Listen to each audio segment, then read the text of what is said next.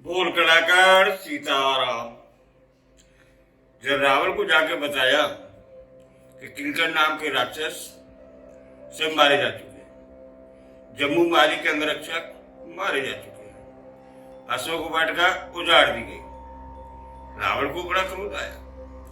उसने अपने पुत्र अक्षय कुमार को अपनी टुकड़ी के साथ बनक को पकड़ने के लिए भेजा। अक्षय कुमार को जैसे ही हनुमान जी ने देखा तो अक्षय कुमार को पहचान गए। तो अक्षय कुमार और हनुमान जी, अंगद जी, ये सब तृणबिंदु के आश्रम में एक साथ पड़े थे।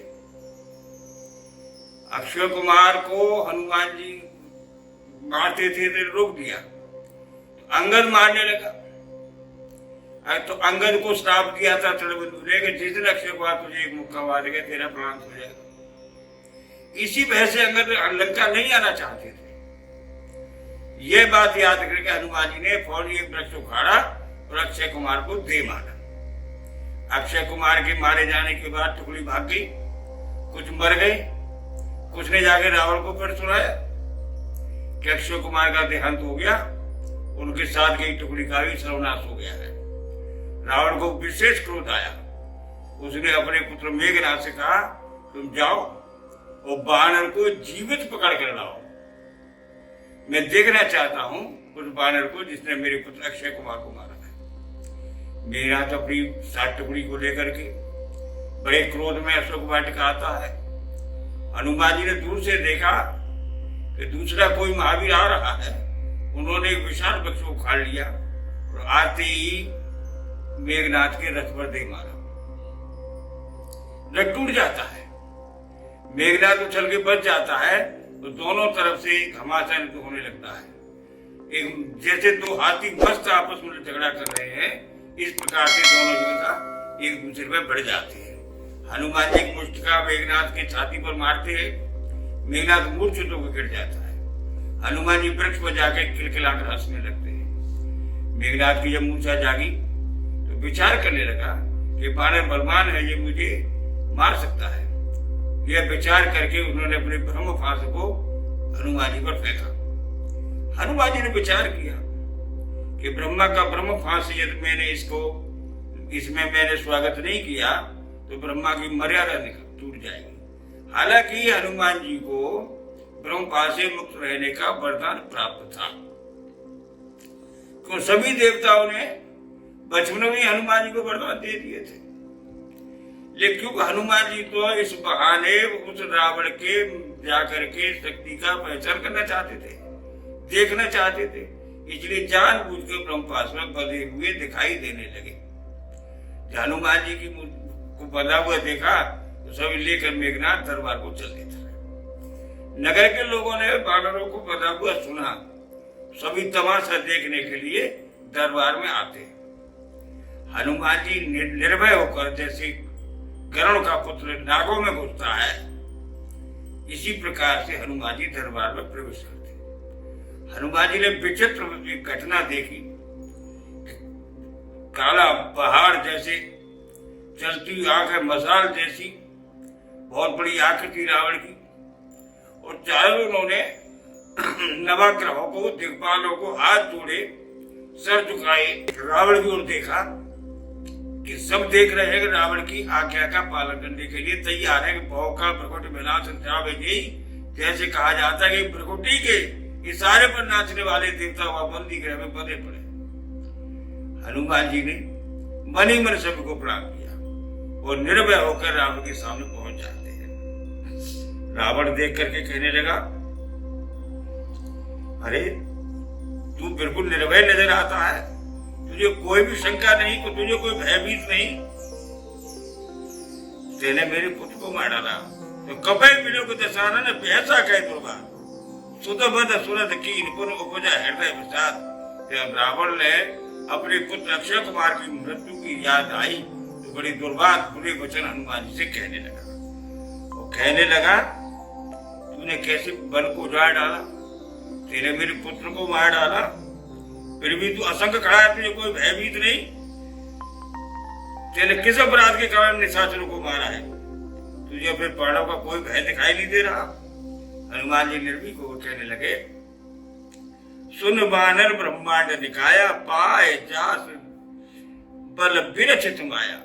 जिसके इशारे मात्र से माया सारे संसार की रचना करती है, जिसके ब्रह्मांड की रचना करती है, जिसके सारे ब्रह्मांडों की रचना होती है, जिसके बल से ब्रह्मा रचना करते हैं, शंकर जिसके बल से विनाश करते हैं, और विष्णु जिनके बल से पालन करते हैं रावण में, जिसके बल से, जिसके नाम लेकर शेषनाग सारे पृथ्वी को धारण करते हैं, और ये सारे पर्वत, उन्हीं के बल से सारे पर्वत टिके हुए हैं,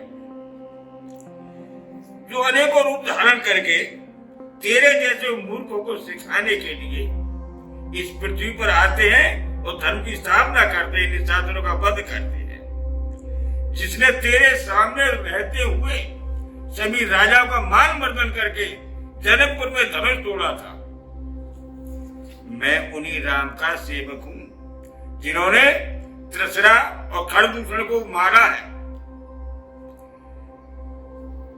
जाके वल्लभ लेते जिते चुराचर झार, तास दूत में जाकर हर आने प्रियनार। ये रावण, जिसके बल के प्रताप से तेने तीनों लोगों को विजय प्राप्त की है, मूची राम का दूत हूं जिनकी नारी को तू हरण करके ले आए। रावण कहने लगा, तू मेरे बल को नहीं जानता? हनुमान जी कहते, हाँ हाँ क्यों नहीं, मैं तेरी प्रभुता को अच्छी तरह जानता हूँ। सहस्रा बाहु के सामने तू गया था और तेरे बल को मैंने वहां सुना, कैसा बल तेने दिखाया सहस्रा बाहु की, बंदी गृह में तू पड़ा रहा।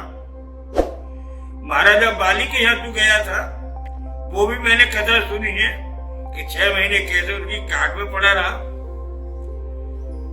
और रही बात बदर उजाड़े की, तो मेरा बंदर का स्वभाव, मुझे भूख लगी, मैं फल खाने चढ़ गया, मैंने फल खाए। बंदर का स्वभाव है तोड़ ना खाना। मारने की बात है तो सबको अपनी अपना शरीर प्यारा है। जिन्होंने मुझे मारा मैंने उनको मारा, जिन्होंने मुझसे कुछ नहीं कहा भाई मैंने उनसे कुछ नहीं कहा। जिन्हें मारा ते में मारे और ते ही पे बांधे तले तुम्हारे। इसी बात पर तेरा पुत्र ने मुझे बांध लिया है। सो मुझे बांधे हुए बदले की कोई लज्जा नहीं है, तो मैं अपने प्रभु का कार्य पूरा करना चाहता हूं, इसलिए मुझे बदलने में कोई लाज नहीं है। रावण, मैं तुझसे विनती करता हूं, हाथ जोड़कर विनती करता हूं, तू मेरी दी हुई शिक्षा को मान, उसमें तेरी भलाई है। तेरा कुल जो सर्वनाश होने जा रहा है वो बच जाएगा, तेरे भी प्राण बच जाएंगे। अपने कुल की तरफ विचार कर। विश्रवा का, ब्रह्मा का वो ब्रह्म कुल, जो विश्रवा जैसे ब्रह्म ऋषि का तू पुत्र है, उस कुल में तू केतु मत बन। तू केतु की पताका को मत लहरा, जिसके डर से काल भी डरता है। जो सुर असर दोनों को खाने में, चराचर में जो सबका स्वामी है, नाम से उनको बैर करने से तुझे कोई लाभ नहीं मिलेगा। अतः तू विनती करके श्री जानकी जी को वापस कर दे, उनसे बैर त्याग दे। क्यों कि प्रणत पाल रघुनायक कृपा सिंधु खरार और गए शरण पर आके सब तब अपराध में सार। भगवान राम अपनी प्रतिज्ञा का पालन करने वाले और करुणा के सागर है। वो खरार, घर का विनाश करने वाले वो राम, खरारी जो घर के शत्रु है, घर दूसरों को मारने वाले, तो तेरी समान बलवान था। शरण में पहुंचने पर तुझे मारेंगे नहीं, वो तेरे सभी अपराधों को क्षमा करते। राम के चरणों की धूल को अपने मस्तक पर धारण कर और लंका का तू अचल राज भोग। अरे बिना वस्त्रों के स्त्री कभी शोभा को प्राप्त नहीं होती। बसन हीन नहीं सुह सुरारी, सब भूषण भूषित नर पर नारी। हे देवताओं के शत्रु, वो कभी भी स्त्री जैसे बिना वस्त्रों के शोभा को प्राप्त नहीं होती है, वैसे राम के विमुख ये संपत्ति कभी शोभा को प्राप्त नहीं होती है। सब राम का विमुख की संपत्ति हमेशा नष्ट होती है। और सजल मूल जिन सर्द नहीं, जिस नदी के मूल में पानी नहीं है वो नदी वर्षा निकलने के बाद सूख जाती है। अर्थात जिसके पास भक्ति नाम का जल नहीं है वो मनुष्य नष्ट हो जाता है। मैं तुझे फिर प्रतिज्ञा पूर्वक कहता हूं हे रावण, राम के विमुख होकर राम का कोप करने के बाद कोई संसार में बच नहीं सकता। शंकर सहज विष्णु तो ही सकेन राख राम कर तो ही। हजारों शंकर और विष्णु भी ब्रह्मा के साथ तेरी रक्षा करें तो अभी तेरी रक्षा कोई नहीं कर सकता।